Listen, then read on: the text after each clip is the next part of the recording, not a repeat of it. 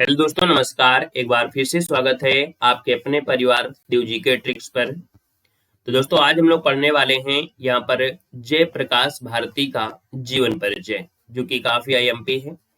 और यहाँ पर जयप्रकाश भारती का जीवन परिचय है, देखा जाए तो बहुत ही छोटा जीवन परिचय है ना। और महत्वपूर्ण जो पॉइंट है वो आपको लिए गए हैं, और इसी प्रकार से आपको लिखना भी है ना। ज्यादा कुछ नहीं लिखना है, लेकिन जितना जरूरी है उतना आपको लिखना जरूर है।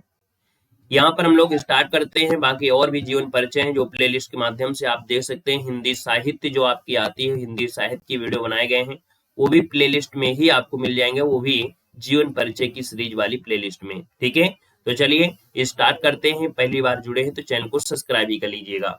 यहाँ पर देखिए, जयप्रकाश भारती का जीवन परिचय में हम लोग सबसे पहले संक्षिप्त परिचय यहाँ पर हेडिंग डालेंगे। ठीक है, सबसे पहले तो आप अपना वही प्रक्रिया है, जीवन परिचय, विजय प्रकाश भारती, इसके बाद ये संक्षिप्त परिचय। संक्षिप्त परिचय में ये जो आपका कह सकते हैं फ्लो चार्ट है, ये जो डाटा है, ये बिल्कुल सही डाटा होना चाहिए, ताकि एग्जामिनर जब देखेगा तो बस यहीं से नंबर आपको मिलेंगे। जन्म जन्म की बात करते हैं तो आपके जयप्रकाश भारती का जो जन्म है वो आपके जनवरी 1900 कब हुआ था? तो जनवरी सन 1936 ईस्वी में हुआ था, याद रखिएगा। अगर आपसे ये भी पूछ ले कि कौन सी डेट को हुआ था, तो आपके 2 जनवरी, ठीक है, 2 जनवरी सन 1936 ईस्वी में हुआ। जन्म स्थान की बात करते हैं तो इनका जन्म स्थान मेरठ, जो कि आपके उत्तर प्रदेश में यहाँ पर पड़ता है, याद रखिएगा। ठीक है ना। इसके बाद शैली की बात करते हैं, इनकी शैली कैसी है? तो वर्णात्मक और चित्रात्मक इनकी क्या है? शैली है, याद रखिएगा। संपादन की बात करते हैं तो इन्होंने संपादन के रूप में किरणमाला और नंदन जैसी पत्रिकाओं का संपादन किया है।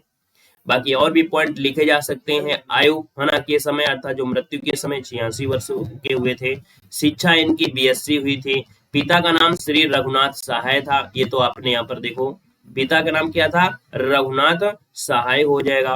बाकी रचनाएं भी आपको लिखना है, रचनाएं भी लिख सकते हैं। हिमालय की पुकार, चलो चांद पर चले, है ना, ये आपकी हैं। और इसके बाद इनकी मृत्यु है, जो कि 5 फरवरी सन 2005 ईस्वी को इनकी क्या होती है? मृत्यु होती है।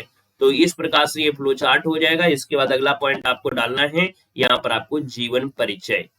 इसके बाद लिखना शुरू कर देना है कि जयप्रकाश भारती का जो जन्म है वो 2 जनवरी 1936 ईस्वी को उत्तर प्रदेश के प्रमुख नगर मेरठ में हुआ था, याद रखेगा।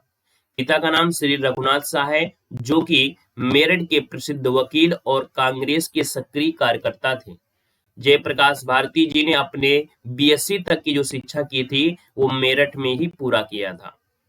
छात्र जीवन से ही समाज सेवी संस्थाओं के प्रतिनिधि के रूप में समाज सेवा की। इसका मतलब ये है कि जब छात्र जीवन थे, जब पढ़ाई कर रहे थे, तभी ये समाज सेवा में लगे हुए थे। समाज सेवा में दे सकते हैं कि मेरठ में साक्षरता प्रसार, है ना, साक्षरता प्रसार के लिए उन्होंने कई वर्षों तक प्रौढ़ रात्रि पाठशाला, प्रौढ़ मतलब होता है जो लोग बड़े हो जाते हैं ना।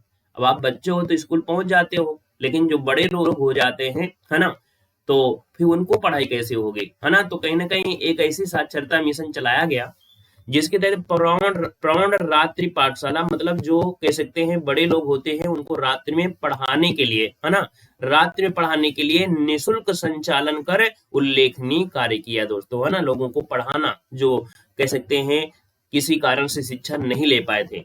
इन्होंने संपादन कला विशारद की परीक्षा उत्तीर्ण किया। किसकी? इन्होंने संपादन कला विशारद की परीक्षा उत्तीर्ण करके मेरठ से प्रकाशित होने वाले दैनिक प्रभात और दिल्ली से प्रकाशित होने वाले नव भारत टाइम्स में व्यवहारिक प्रशिक्षण किया, है ना, व्यवहारिक प्रशिक्षण, तथा साक्षरता निकेतन जो कि लखनऊ में। इसका मतलब ये है कि ये कहाँ से कौन पत्रिका होती थी, है ना, ये क्वेश्चन बनते हैं। तो सबसे पहले इन्होंने जो पास किया था वो संपादन कला विशारद, है ना, ये परीक्षा पास किया। इसके बाद मेरठ से जो प्रकाशित होता था दैनिक प्रभात में काम किया। दिल्ली से प्रकाशित होने वाले नव भारत टाइम्स में इन्होंने काम किया।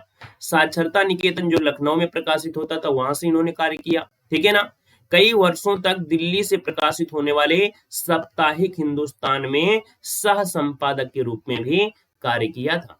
तत्पश्चात दिल्ली हिंदुस्तान टाइम्स द्वारा संचालित सुप्रसिद्ध बाल पत्रिका नंदन के संपादक के रूप में भी कार्य किया। ये जो आपकी बाल पत्रिका है, इसको नोट कर लेना, बाल पत्रिका नंदन है और ये दिल्ली के हिंदुस्तान टाइम्स से संचालित होती थी और इनके संपादक के रूप में कार्य किया।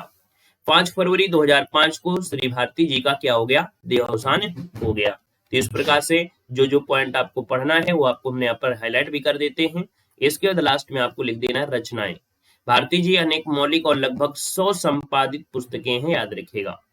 अब यहाँ पर देखिए मौलिक रचना में से एक सबसे पहले डालना है हिमालय की पुकार, अनंत आकाश अथाह सागर। ये दोनों पुस्तकें ऐसी हैं जो यूनेस्को द्वारा पुरस्कृत हैं, याद रखिएगा कि जो हिमालय की पुकार है और अनंत अथाह सागर है ना, ये है पुस्तकें, ये दोनों पुस्तकें यूनेस्को द्वारा है ना, यूनेस्को की जो विश्व धरोहर होती है तो यूनेस्को द्वारा क्या है, ये पुरस्कारित की गई है। इस कह सकते हैं बुक को, याद रखिएगा।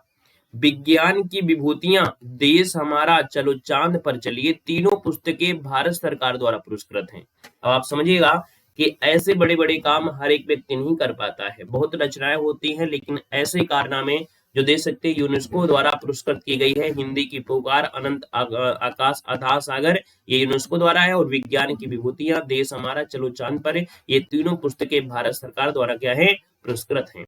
सरदार भगत सिंह हमारे गौरव के प्रतीक, अस्त्र शस्त्र, आदिम युग के अणु युग तक उनका बचपन यूं बीता, ऐसे थे बापू, लोकमान्य तिलक, बर्फ की गुड़िया, संयुक्त राष्ट्र संघ, भारत का संविधान, दुनिया रंग बिरंगी। कितने अच्छे अच्छे यहाँ पर कह सकते हैं इनकी रचनाएं हैं, आप देख सकते हैं हर एक रचना है ना, हर एक कह सकते हैं कि जो इनकी पुस्तक रही है वो बिल्कुल आईएमपी रही है, अपने मन को झकझोरने वाली है ना, पूरी तरीके से देख सकते हैं। सरदार भगत सिंह हो गया या भारत का संविधान हो गया, ऐसे थे बापूजी, है ना, ये सब रचनाएं इनकी महत्वपूर्ण है। बाकी इन रचनाओं को जरूर याद रखना कि हिमालय की पुकार, अनंत आकाश अथाह सागर है ना, यूनेस्को द्वारा, और विज्ञान की विभूतियां, देश हमारा, चलो चांद पर, ये तीनों पुस्तकें आपके सरकार द्वारा, आपकी भारत सरकार के द्वारा। ठीक है, अगले पॉइंट में आइएगा। अगला पॉइंट आपसे कह रहा है संपादित रचनाओं में से देखिए भारत की लोकप्रिय, भारत की प्रतिनिधि लोक कथाएं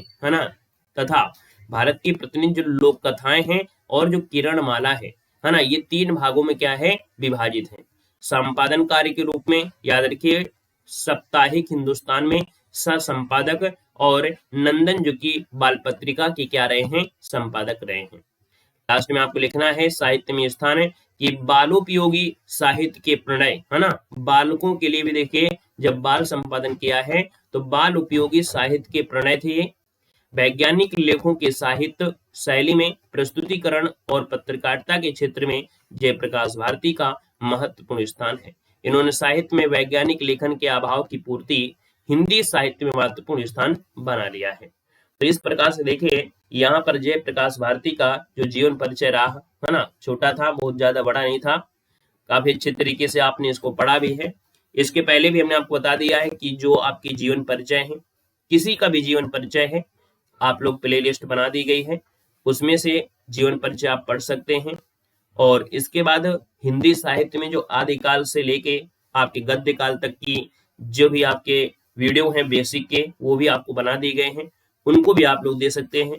बाकी अगर आपको किसी प्रकार की अगर आपको कोई बात अगर आपको बोलना है ना, कमेंट के माध्यम से आप अपनी बात को कमेंट कर सकते हैं, है ना, या कोई ऐसी चीज पढ़ाना हो जो आप लोगों को दिक्कत आ रही हो, है ना, ये सब चीजें आप लोग कमेंट कर सकते हैं। बाकी वीडियो कैसा लगा आप लोग जरूर बताइएगा, ठीक है ना।